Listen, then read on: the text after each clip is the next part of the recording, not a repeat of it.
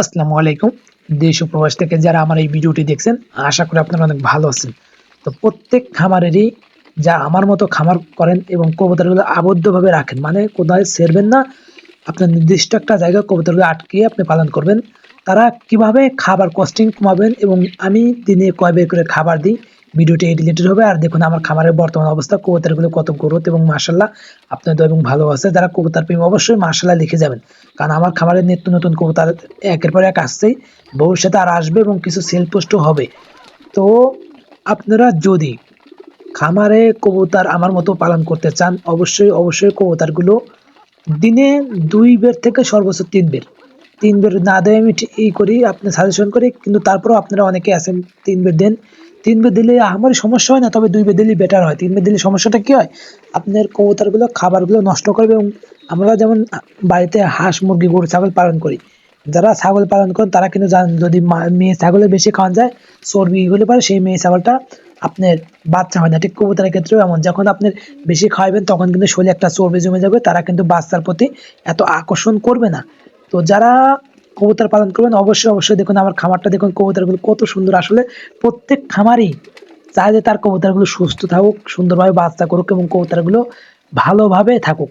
তো আমার কাছে আমার কবুতরগুলো দেখুন কত সুন্দর, মার্শাল্লাহ ভালো লাগতেছে। আমার কবুতরগুলো এখন বর্তমানে দেখুন খাবার দিলে পরে কত কে করে। তো যখন কবুতরে খাবার দিবেন, একটা নির্দিষ্ট টাইম করে প্রতিদিন ওই টাইমেই খাবার দিবেন। আজকে সকালে, কালকে বিকালে, তারপর দিন দুপুরে, এরপর দিন লাঞ্চে, এরপর দিন ভোরে, এরকম খাবার দিবেন না। ধরেন আজকে ১০টা দিলেন, ঠিক তার পরের দিনে ১০টা দিবেন। তারপরে দুপুরে খাবার আজকে ৪টা দিন, ঠিক তার পরের দিন ৪টা দিবেন। আর খাবারটা দিয়ে ১ ঘন্টা মতো খাবারটা রাখবেন বা আধা ঘন্টা রাখার পরে খাবারটা উঠায় নিয়ে আসবেন। তারপরে আপনারা কবুতরের কিছু খাবার পড়ে থাকে, সেগুলো তারা কিছু যারা খাওয়া হয় নাই তারা খুঁটে খাবে এবং কবুতরের খাবার দেওয়ার ১০ মিনিটে তো সব কবুতর খেয়ে ফেলায়। আর বাদ বাকি যেগুলো খায় না সেগুলো পরে আস্তে টুকায় খায়। যদি আধা ঘন্টা রাখেন তাহলে আমি বিশ্বাস করি সব কবুতরই খাবে। আর এভাবে যদি আপনারা কবুতর পালন করেন, অবশ্যই কবুতরগুলো ভালো থাকবে এবং খাবার খরচও কমবে। আর এই দেখুন আমি খাঁচির এক কোণারে আপনার কিছু গ্রিড রেখে দিছি। গ্রিড বলতে আপনারা যারা কবুতর পালন করেন আমার মতো আবদ্ধ অবস্থায় কবুতরে কিন্তু আপনার, যে আপনি অনেকে বলেন হজম শক্তির জন্য গ্রিড দরকার হয়, তো দেখুন আমি ওই কোণারে গ্রিড রেখে দিয়েছি।